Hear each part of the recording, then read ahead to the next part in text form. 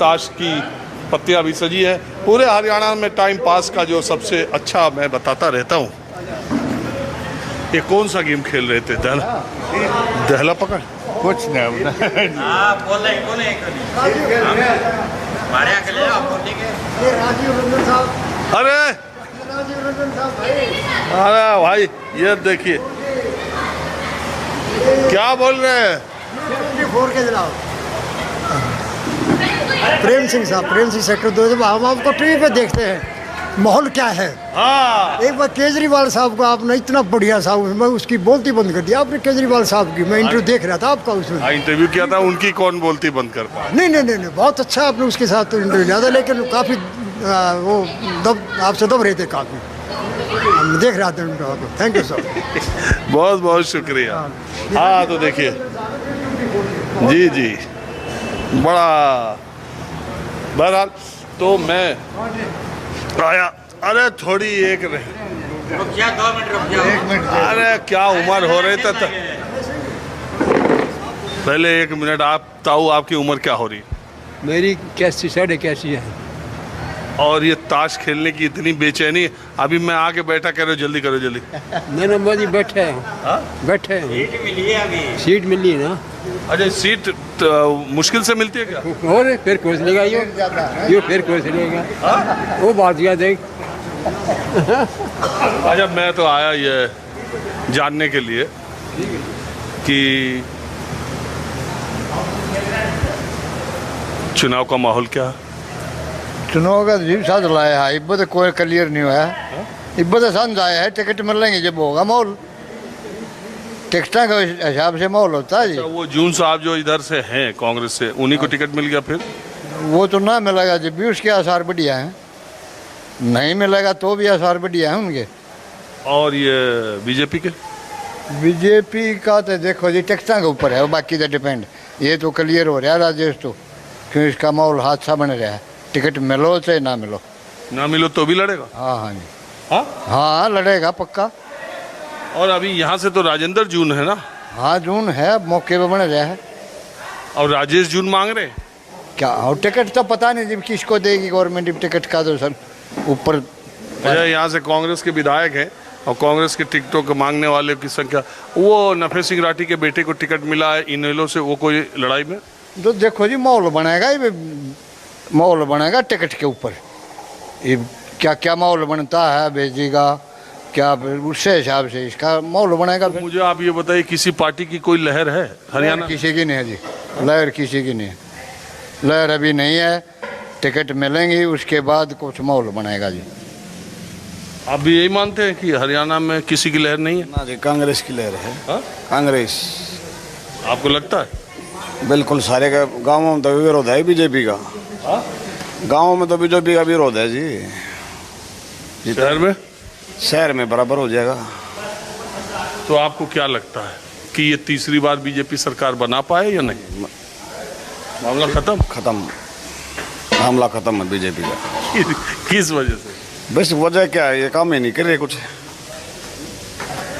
युवा बेरोजगार है, कर्मचारी वैसे खिलाफ हैं। कर्मचारियों को क्या दे दिया इन्होंने। तो कहते हैं कि ये ईमानदार सरकार रही पहले की सरकारों में। कहाँ ईमानदार रही, ईमानदारी कहाँ रही। कोई भ्रष्टाचार के आरोप नहीं लगे? फिर करेंगे भी जब तो लगेंगे भ्रष्टाचार के आरोप। कर भी तो कुछ नहीं रहे। कितनी वैकेंसी खाली पड़ी हैं, बेरोजगारी कितनी बढ़ गई।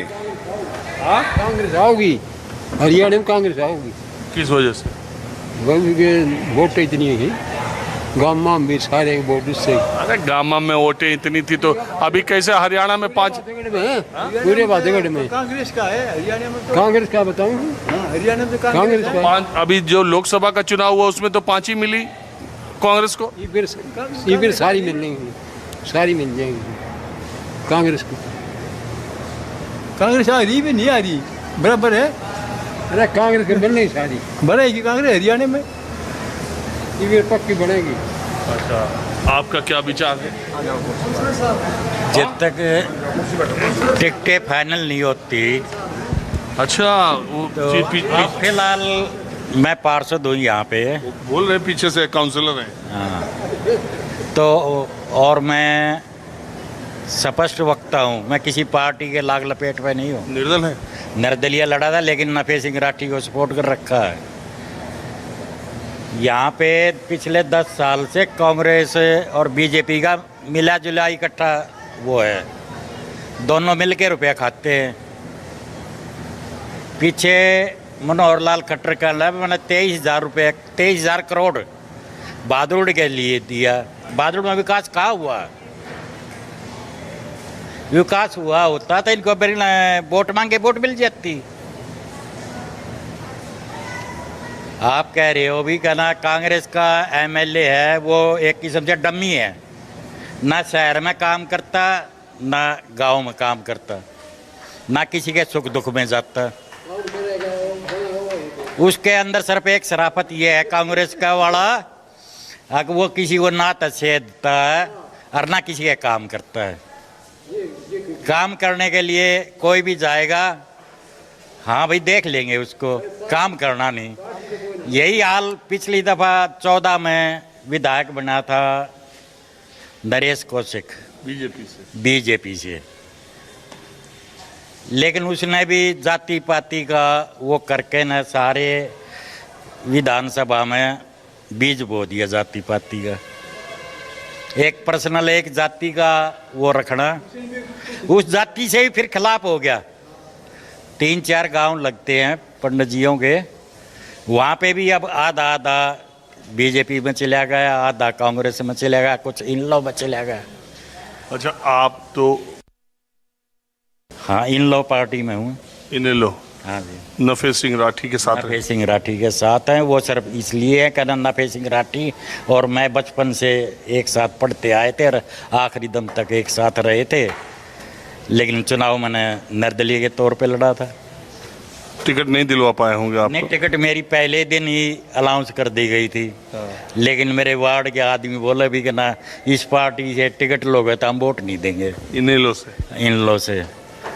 तो चलो आपका व्यक्तिगत है रिश्ता, उनकी मौत भी हो गई अभी 6 महीने पहले। उनका बेटा 25 फरवरी को उनकी डेथ हुई थी, मारा गया था वो कहना, गोलियों से मारा गया। हाँ, कुदरती मौत आ जाए तो सब आदमी संतुष्ट कर लेता है, लेकिन मरवाने वाला भी बहादुर शहर के आदमी है। यही उनका मर्डर भी हुआ बहादुरगढ़ में। बहादुर में ही मर्डर हुआ। वे खुले आम घूम रहे हैं, उनको कोई पकड़ने वाला नहीं है। ये सरकार का दबाव है। तो अच्छा एक बात बताइए, इनेलो ने बसपा से समझौता किया अभय चौटाला ने। हाँ जी। तो मैं कई जगह घूमता रहता हूँ तो लोग कहते हैं कि इस बार का हरियाणा का जो चुनाव है वो आमने सामने की टक्कर वाला है। इस बार तीसरी पार्टियों को बहुत मुश्किल है सफलता मिलना, आप मानते हैं? बिल्कुल मानता हूँ मैं इस चीज़ को। भाई हमारा जो था कहना 19 में ये परिवार फटने के कारण अलग अलग बट गया, तो वोटें भी डिवाइड होगी उसमें। अब वो एक जना बीजेपी से जा मिला दुष्यंत चौटाला, वो उसमें उनका नुकसान, उसकी वजह से हमारे को भी बहुत ज़्यादा नुकसान हो गया। तो एक बात है कि हरियाणा, मैं बार बार कहता हूँ कि हरियाणा जो 64-66 में जो बना और तब से लेके 40-45 सालों तक 14 तक 3 लालों और हुड्डा ने इस पर राज किया। हुड्डा के परिवार को छोड़ दें तो ये तीनों लाल के परिवार तो बीजेपी की तरफ जा लिए और उनकी राजनीति भी कतई उस तरीके की नहीं रहेगी। आप मानते हैं? बिल्कुल मानता हूँ। हरियाणा के अंदर कांग्रेस का मतलब हुड्डा है तो कांग्रेस है, हुड्डा नहीं है तो कांग्रेस की 20 सीट नहीं निकले। हुड्डा की बदौलत ये सीटें आ रही है। तो बहुत लोग तो कहते हैं कि शैलजा और सुरजेवाला और ये कई गुट है। गुट तो 4-5 थे, 4 थे।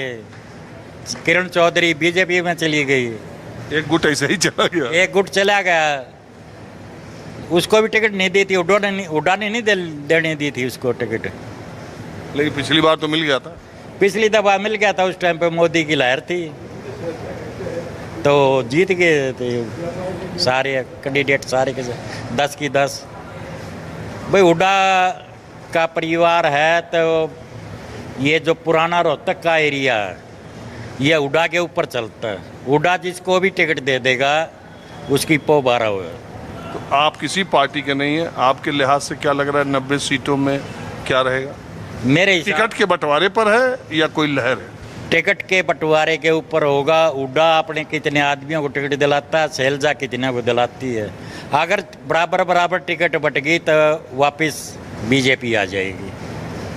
जैसे पिछली बार हुआ था। बिल्कुल ऐसे ही। हाँ जी, आप बताइए, आपका क्या विचार आता है? राजीव साहब देखो, मैं तो इतना पॉलिटिशियन तो हूँ नहीं, लेकिन मैं जो है वो मोदी साहब का जो कट्टर समर्थक हूँ साहब। इनमें से कांग्रेस भी होंगे, कांग्रेस में भी कोई वो नहीं है, लेकिन मोदी साहब ने जो काम किया है राष्ट्रवाद के लिए, हम तो राष्ट्रवाद है साहब, कट्टर समर्थक।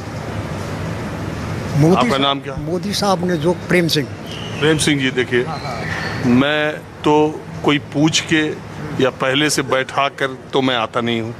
मैं देखा धर्मशाला है, इसमें अंदर घुसा, देखा आप लोग इतने सारे लोग बैठे थे, बारिश हो रही थी, अभी रुक गई।